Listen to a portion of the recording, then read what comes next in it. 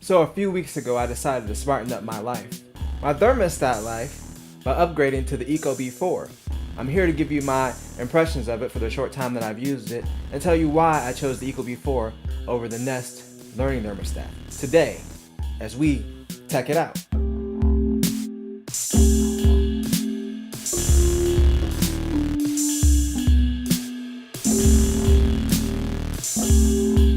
Over the last few years, I've been on a conquest to make everything in my home smart. Well, not everything, but within reason. So right now I have hue lights, I have 2 Harmony hubs, I recently added the Ecobee. We recently changed over to the Ring security system from one that was through a cable provider, which was kind of awful, but that's for a different video. So before I get into why I chose the Ecobee over the Nest, let's talk about installation. With that being said, I was very nervous about getting a thermostat because I really don't like messing with electrical wiring. So I did a lot of research. I looked into both Nest and Ecobee, and they both make it very easy to install. So if you're worried about getting one, the installation process is very easy. If you go to the website, they just ask you a few questions about your wiring, and then they literally tell you which wires go where on their thermostat. And the Ecobee, I think the Nest does as well, it actually comes with labels to put on the wires before you take them out of your existing thermostat to switch it over. So installation was very easy. The next thing I want to talk about is the Ecobee's interface and features. So by default, the display shows the time, the temperature inside, and the temperature outside of the house. The first option is basically your main menu. So it shows the cool system is set to cool. It shows any extra sensors you have, which we have one upstairs. You have a schedule option. I haven't personally messed with it, but it is there if you want to, schedule around your day. You have your home and away settings. There's a vacation mode, which I haven't delved that much into. There's reminders. There's your setting like date and time, your Wi-Fi preferences, installation settings. And then there's the about section, which is probably just gives you like the information about the thermostat. The second button is the temperature outside and that information, kind of like a forecast. That's your quick changes. So if you want to switch it to home or away, you can do that. And then you have your voice control stuff, which is related to the Echo. So this thermostat actually has an Echo built in. Speaking of that, the Echo is not great. That's probably one of the worst features of the thermostat.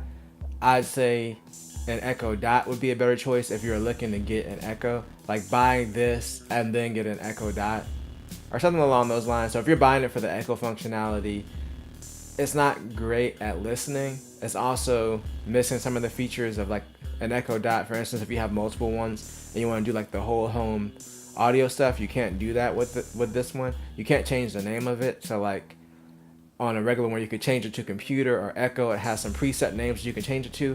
This doesn't have that option. I mean, a lot of the times the Echo is not great with picking up my voice, but this one seems particularly bad. As you can see here when I ask it to turn off the living room lights, and I'm 2 feet in front of it. Alexa, turn off the living room lights.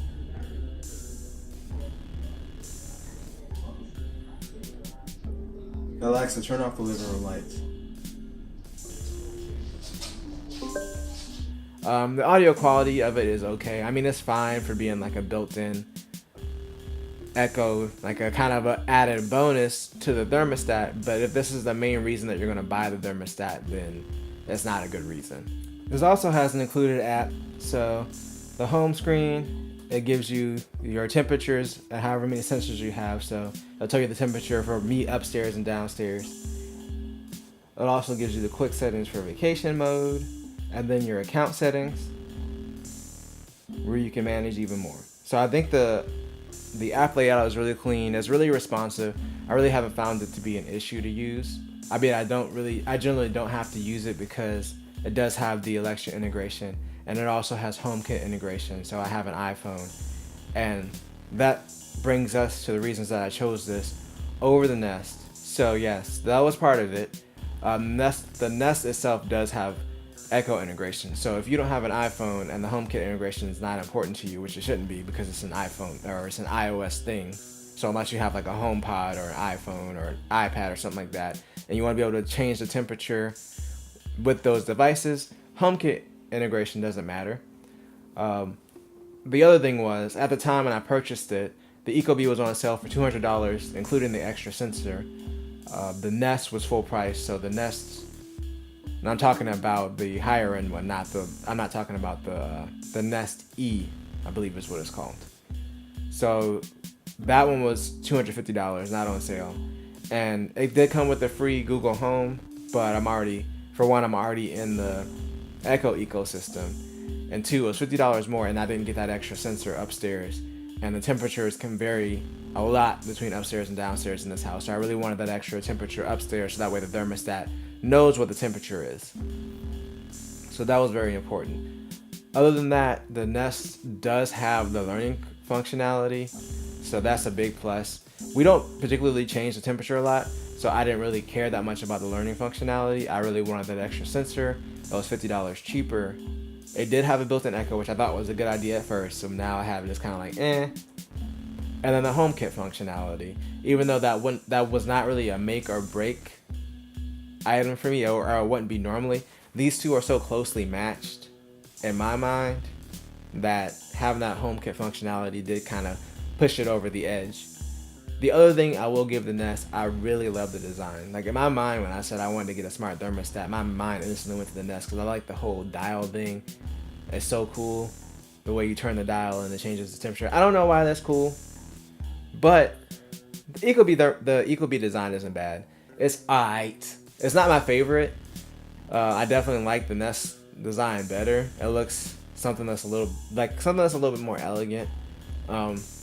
But I will say the Ecobee would probably fit into more living rooms better and wouldn't disrupt your design. It's kind of there. It kind of looks like a thermostat, but with, a little bit like a digital interface. So it doesn't look like out of the way or something like fancy. It's just kind of there, and that's fine. It doesn't look bad. I think it's a fairly decent design.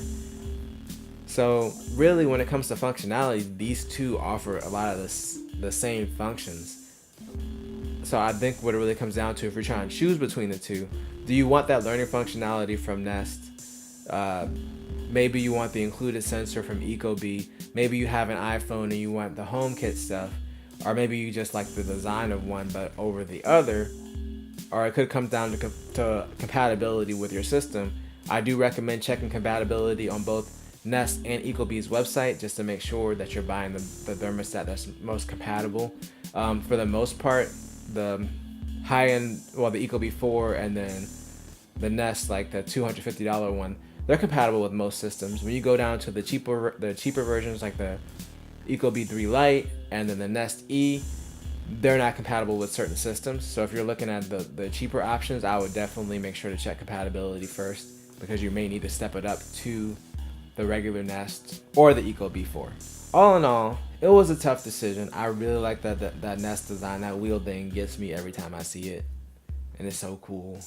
I go in the store and play with it sometimes, but I chose the Ecobee, and I've been pretty happy with it.